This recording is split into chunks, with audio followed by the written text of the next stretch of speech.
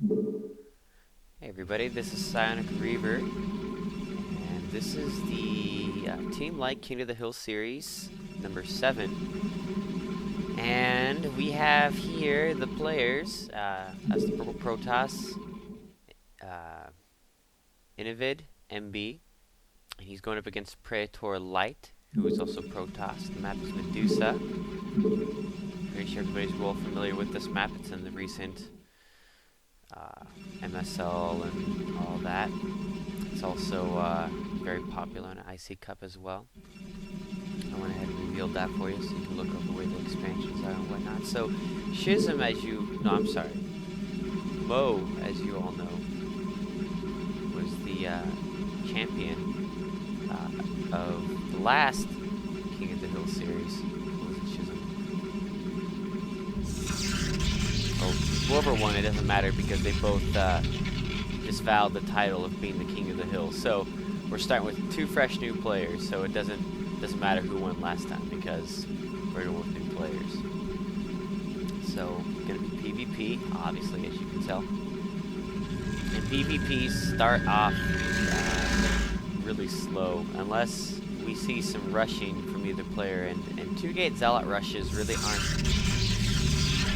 Well, they're popular on smaller maps, but on Medusa, you can still 2-gate Zealot rush, and maybe some people have had success with it, but I've found out personally that it doesn't really work because the walking distances are just way too long, and unless you get a really big advantage by doing a manor pylon or doing proxy gates or something, it's just the walking distances are just too far. You really can't get enough Zealots into the enemy base to do a lot of damage. I mean, granted, you have wide chokes, and it's easy to do that. It's just because of the walking distance, it's just not as effective. I feel you're much better off doing a 1-gate tech or a 2-gate tech if you want to defend against the rush. A 2-gate tech is still fairly safe, but just doing a dedicated all-in 2-gate rush, I don't feel is worth it. Just the walking distances are just way too long.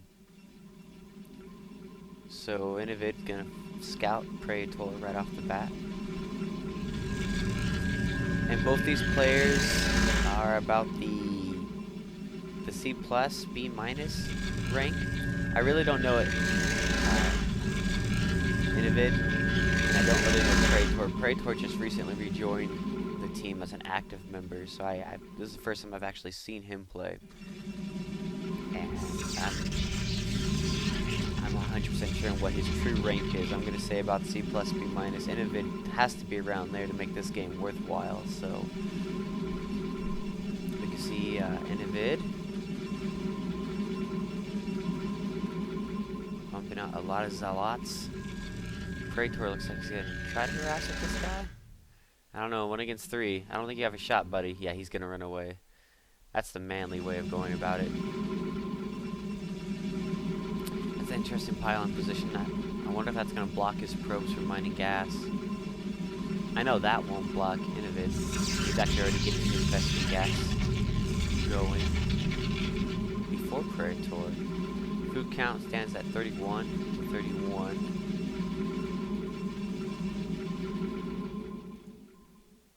Pylon in the natural.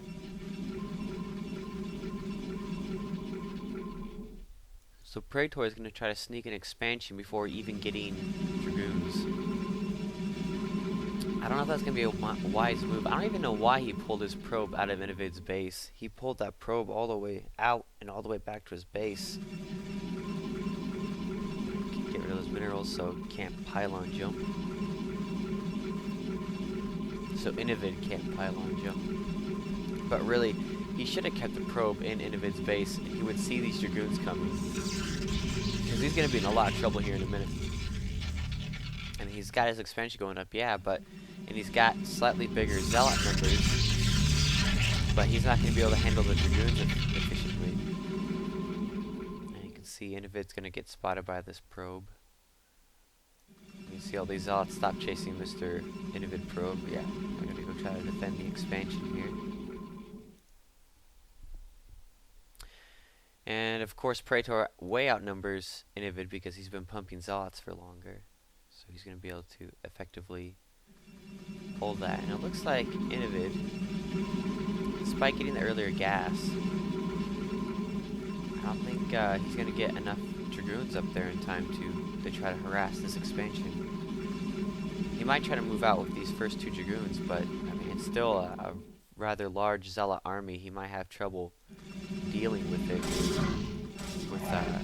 He's got a decent sized Zealot army himself, and the 2 Dragoons. But I don't know if he's gonna be able to get there in time to really harass Preator's base. And Preator has his own Dragoons coming out as well. Enivid trying to catch up in terms of expansions.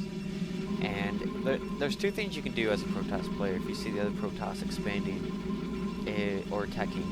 In Enivid's case, he saw him expanding, so he decided to expand himself. He could have decided to go tech, whereas that could be DT, it could be Reaver, which would actually have worked out if he had gone DT, because DT builds punish the heck out of Protosses that go 3-gate expand.